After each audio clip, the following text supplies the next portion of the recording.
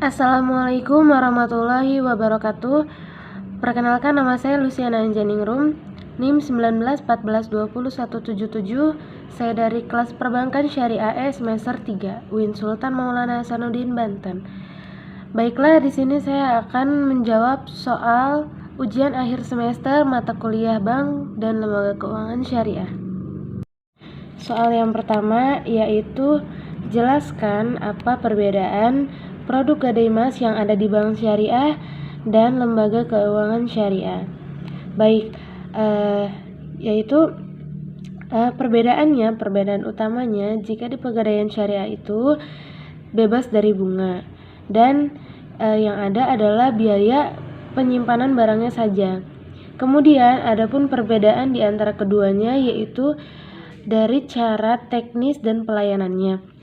Yang pertama yaitu nasabah membawa emas untuk digadaikan beserta membawa kartu identitasnya ke bank syariah dan pegadaian syariah.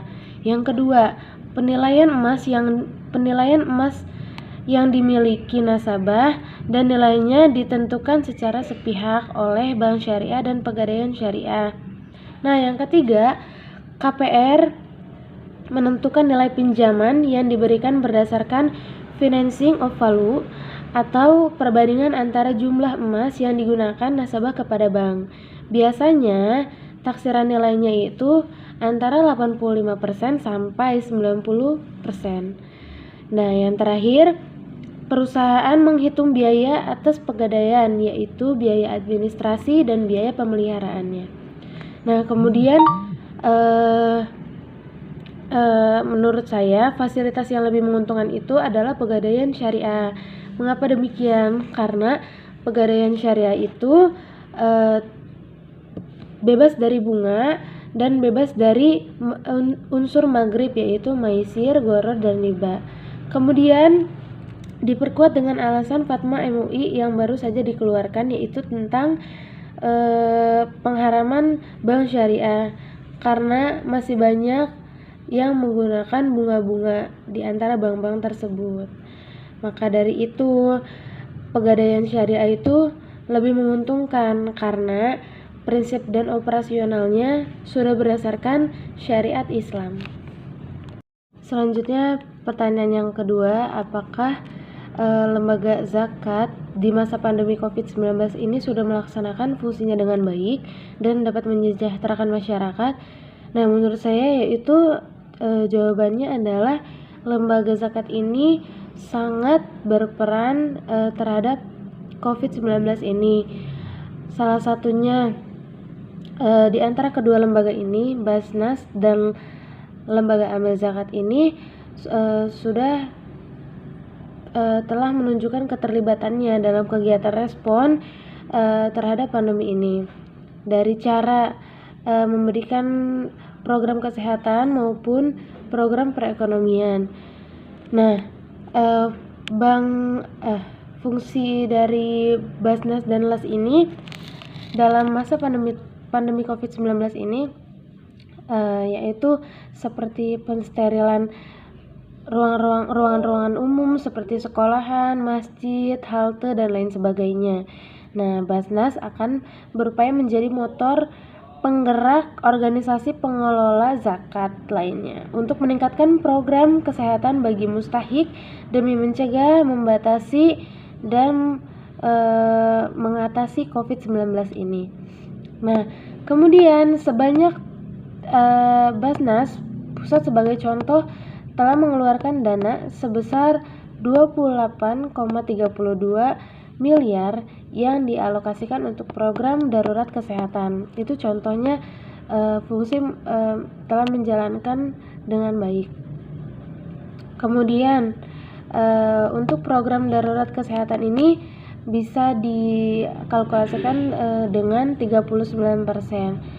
Kemudian darurat sosial ekonomi sebesar 59% dan pengamanan program yang ada pada saat ini yaitu 2%.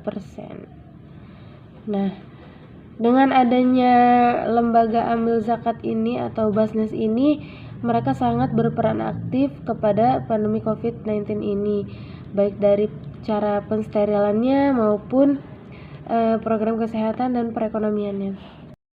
Selanjutnya soal nomor 3 yaitu jelaskan jenis lembaga keuangan syariah manakah yang mengalami perkembangan paling pesat dan mengalami perkembangan yang paling lambat. Jawabannya yaitu berdasarkan data Otoritas Jasa Keuangan terbaru, yaitu total aset industri keuangan syariah terus meningkat. Khususnya perbankan syariah yaitu mengalami kenaikan 14 triliun dari bulan sebelumnya. Bulan sebelumnya yaitu 517,2 triliun menjadi 531,7 triliun. Sedangkan IKNB syariah menurun menjadi 107,2 triliun dari 109,4 triliun. Sedangkan capital market mengalami kenaikan dari 2.899,